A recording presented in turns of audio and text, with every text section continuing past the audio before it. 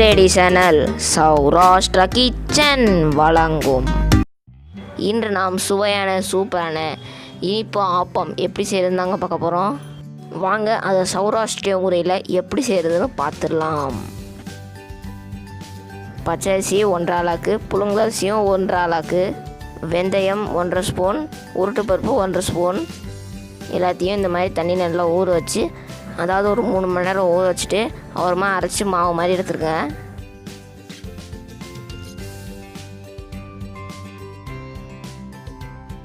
ரொம்ப தண்ணி விடாமல் நம்ம இந்த மாவை வந்து கொஞ்சம் கெட்டியாக அரைச்சிக்கப்புறம் 3 மணி நேரம் ஊற வச்ச அப்புறம்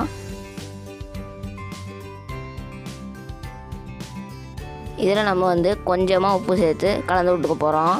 இப்போ நம்ம இதை ஒரு 8 மணி நேரத்துக்கு புளிக்க வச்சுக்கலாம். நம்ம இன்றைக்கி 1 ஆளாக்கு கருப்பட்டி எடுத்துருக்கோம். நம்ம வந்து கப்பில் எடுத்தோம்னா எல்லா இன்க்ரீடியன்ஸையும் கப்பில் எடுத்துக்கணும். ஆளாக்கில் எடுத்தோம்னா எல்லா இன்க்ரீடியன்ஸையும் ஆளாக்கில் எடுத்துக்கணும்.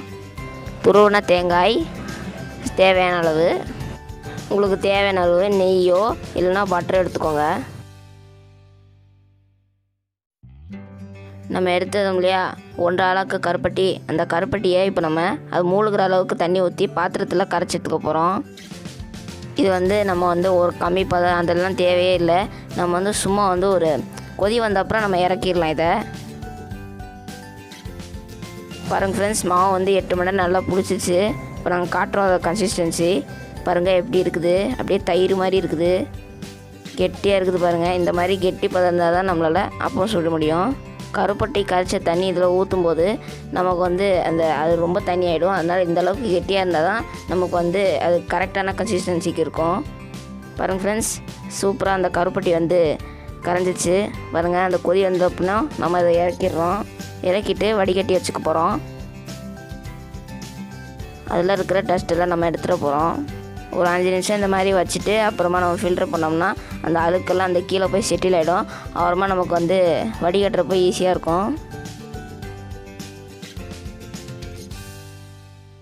நம்ம கரைச்சி வச்ச கருப்பட்டியை இந்த மாதிரி அந்த மாவில் மிக்ஸ் பண்ணி எடுத்துக்க போகிறோம்.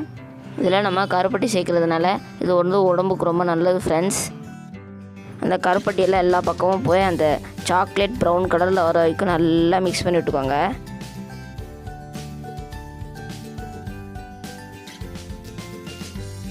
கொஞ்சம் கொஞ்சமாகவே நம்ம இதை ஊற்றிட்டே வரலாம். பாருங்கள் ஃப்ரெண்ட்ஸ், சூப்பராக இது இந்த கன்சிஸ்டன்சிக்கு வந்துடுச்சு. இப்போ நம்ம இந்த கடாயில் சூடு பண்ணிவிட்டு, இது வார்ப்பு தோசை கல்லுங்க, இதை சூடு பண்ணிவிட்டு அப்புறமா அதில் வந்து இந்த மாதிரி நம்ம ஆப்பத்தை சுட போகிறோம். தோசைக்கல் இந்த மாதிரி ஓரத்தில் நம்ம வந்து ஊற்றிட்டு அப்புறமா அதை வந்து நடுவில் ஸ்ப்ரெட் பண்ணி விட்டுக்க போகிறோம்.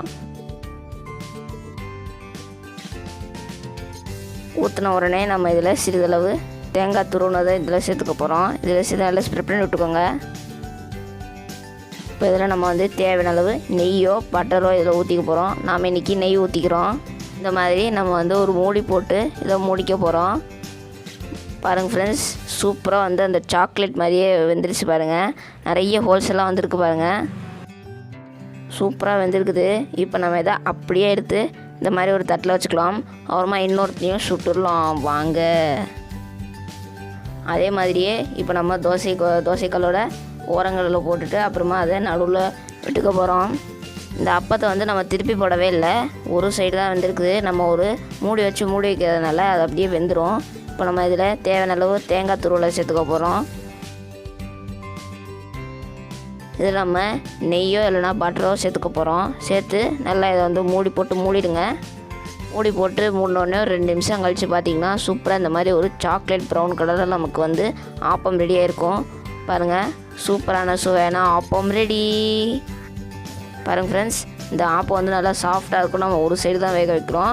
இது வந்து நிறைய ஹோல்ஸ் எல்லாம் வந்திருக்கும்.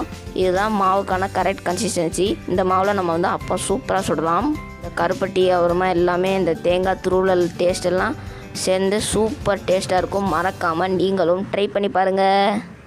இதை வந்து குழந்தைங்க வந்து பெரியவங்க வரைக்கும் விரும்பி சாப்பிட்ற ஒரு உணவு.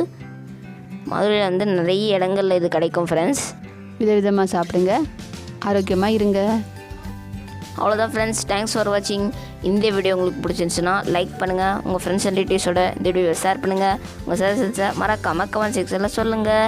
வயிற்றில் பசி நாவில் ருசி. மீண்டும் அடுத்த வீடியோவில் சந்திப்போம்.